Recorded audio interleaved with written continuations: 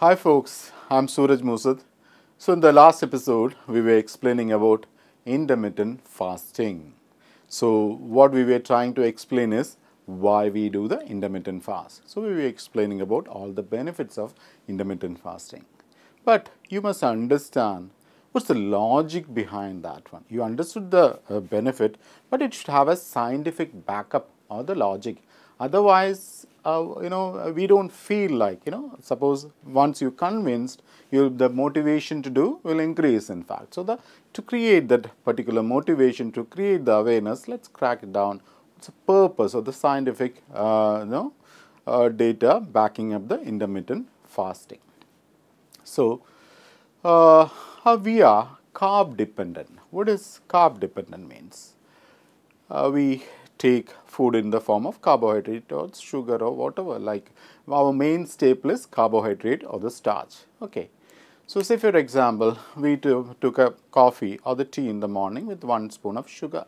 So, it's 6 o'clock around. So, our body's metabolism started. The blood sugar the energy is when gone into the blood, and the body can utilize the sugar from the coffee or the tea you drank.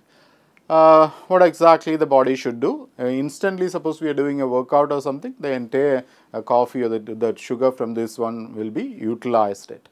Suppose we are just drinking by reading a paper or something, the excess energy should be immediately converted into stored into glycogen form. The sugar can be stored in the glycogen form by the liver. Then actually, if it's again, suppose we are after this the tea or the coffee, you have your breakfast.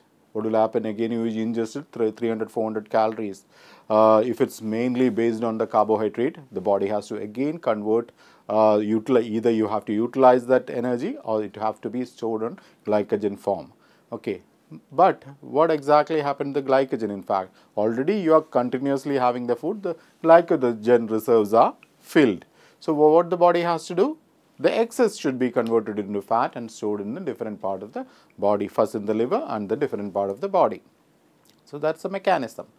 So when the sugar hikes, the insulin, actually the stored fat and the glycogen, all this will be stored on the body by the help of the insulin. In fact, I'm talking about insulin every time because insulin is done a major function of the body. Most of the functions are dependent upon this particular hormone. That's why we always keep talking about the insulin. Okay, so that fat body actually stores fat with the help of insulin.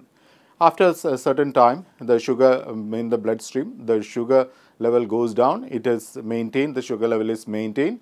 So immediately the hypoglycemia or just blood level drops. So what the body actually, there is no energy on the bloodstream. So you have to take it. So what the body does is, there is a hormone ghrelin or the cortisol will be produced to make you eat again. So you just go for the next meal, like in the form of lunch or anything. So you again eat and again. So have eaten the first coffee, then then you have eaten the breakfast. Coming to the office, you drank a tea or the coffee with sugar. Then you eat in lunch. Then in the afternoon again you went for a snack or something. Then dinner. And after that, some people will take up the juice or something, which is they think beneficial after this many meals. Milk with something. So until 10 o'clock to 12 o'clock you are eating. You are doing 18 to 20 hours you are eating in a day, and 4 hours only you are just avoiding the food. So what exactly you are doing? In fact, the stored glycogen, the stored fat, you are not even giving a chance for those to provide you the energy. So you are every 2 hours, the insulin makes you with the help of couple of hormones, actually makes you eat again. So you are on the vicious cycle, the carb cycle you are. Whenever the sugar from the bloodstream goes down, you just try to get another snack or the food. So you are completely under the influence of this insulin hormone. With the presence of the insulin, otherwise the body could have converted the stored glycogen into energy. That needs glucagon. There is another hormone, the liver will be produced, but in the presence of the insulin, that hormone won't be produced. And even the fat cannot be converted when the body actually having the presence of the insulin. And this cycle continues. That's why after a certain age, when the metabolism goes down and when our activity reduces, we keep on piling up the fat. What is the advantage of doing the intermittent fast over here?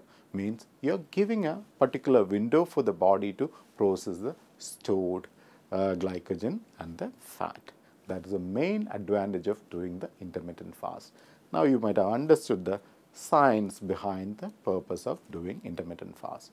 So in the next episode, we try to explain what is the protocols, how we do it in fact, how we exactly do the things, and what we could take during the time of fasting and the feasting. Until that, stay well, be happy, and peace. Thank you.